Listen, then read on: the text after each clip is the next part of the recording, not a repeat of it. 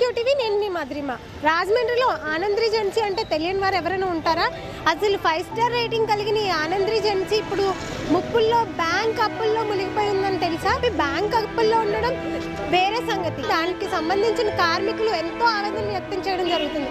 ఎందుకంటే కార్మికులకు రావాల్సిన 2 నెలల నుంచి జీతాలు లేకపోవడము, గత 2 సంవత్సరాలుగా పిఎఫ్, పిఎస్ఐలు మరియు వారికి సంబంధించిన ఎక్స్పెన్సెస్, హాల్వెన్స్ అనేవి ఇవ్వకపోవడం జరుగుతుంది.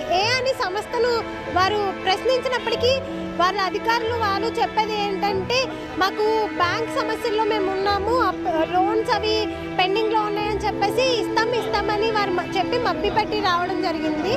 అయినప్పటికీ వారు 30 సంవత్సరాల నుంచి ఎక్స్పీరియన్స్ కలిగిన వాళ్ళ అందరూ ఇక్కడ ఉద్యోగులు ఉన్నారు. అయినప్పటికీ వాళ్ళందరూ ఎంతో కాలంగా ఇక్కడ పనిచేస్తున్నాం కదా, మేనేజ్మెంట్ మీద మాకు నమ్మకం ఉంది అని చెప్పేసి వారందరూ వెయిట్ చేయడం జరిగింది. అయితే రీసెంట్గా బ్యాంకుకి సంబంధించిన వారు వచ్చి ఈ హోటల్ని జప్తు చేయడం జరుగుతుంది, ఉన్న పలంగా ఖాళీ చేయండి, ఇక్కడ సిబ్బంది ఎవరు, స్టాఫ్ కానీ ఎవరు ఉండడానికి వీల్లేదు అని చెప్పడం జరిగింది. అయితే దానికి సంబంధించి ఇక్కడ చేసే స్టాఫ్ అంతా ఎంతో ఆందోళన వ్యక్తం చేయడం జరుగుతుంది. ఎందుకు ఇలా జరిగింది, ఏంటి, అసలు ఎందుకు జప్తు చేస్తున్నారు అని చెప్పేసి వాళ్ళకి తెలియనప్పటికీ వాళ్ళు రావాల్సిన జీతాలు, వాళ్ళ జీవన విధానం అసలు ఎంత ఇదైపోతుంది, వారికి రావాల్సిన జీతాలు ఏంటి, పిఎఫ్లు ఏంటి రాకపోవడం సంగతి ఒక ఎత్తు అయితే, ఇంకొకటి తర్వాత మేము ఎక్కడికి వెళ్ళాలి, ఉన్న పలంగా మమ్మల్ని ఇక్కడ జాబ్ మానిపించేస్తే ఎక్కడికి వెళ్ళాలని చెప్పేసి వాళ్ళు ఆవేదన వ్యక్తం చేయడం జరుగుతుంది. సర్వీస్ ఉన్న వాళ్ళు అండి, ఇప్పుడు అకస్మాత్తుగా బ్యాంకు వాళ్ళు సీజ్ చేస్తున్నామంటే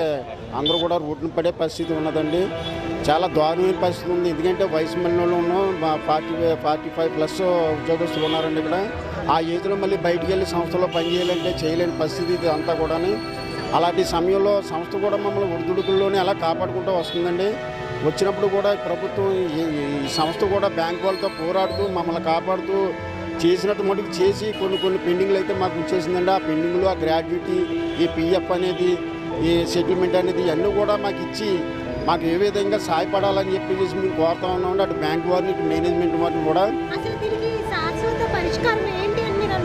శాశ్వత పరిష్కారం అనేది మేనేజ్మెంట్, బ్యాంక్ వారు కూడా కూర్చొని మాకు శాశ్వత పరిష్కారం చేయాలని మాకైతే న్యాయం అనేది మాకు ఈ సెటిల్మెంట్ అనేది ఇవ్వాలంటే పిఎఫ్ అంతా కూడా పెండింగ్ ఉందని 3 సంవత్సరాలు పిఎఫ్ పెండింగ్ ఉంది మేడం. మా జీతాల్లో కట్ చేసినవి అయితే కానీ లేకపోతే వేరే అయితే కానీ మా పిఎఫ్ అయితే పెండింగ్ ఉన్నదండి.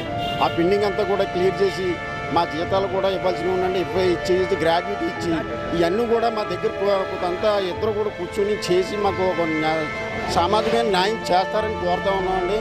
ఈ సందర్భంలో బ్యాంక్ వాళ్ళు దౌర్జన్యం వచ్చి సంస్థను చేస్తే దగ్గర 400 కుటుంబాలు రోడ్లు పడే పరిస్థితి ఉన్నదండి. ఈ పరిస్థితి గురించే మేము ఆందోళన చెంది మేమందరం కూడా బ్యాంక్ వారిని రిక్వెస్ట్ చేయడం జరుగుతుంది.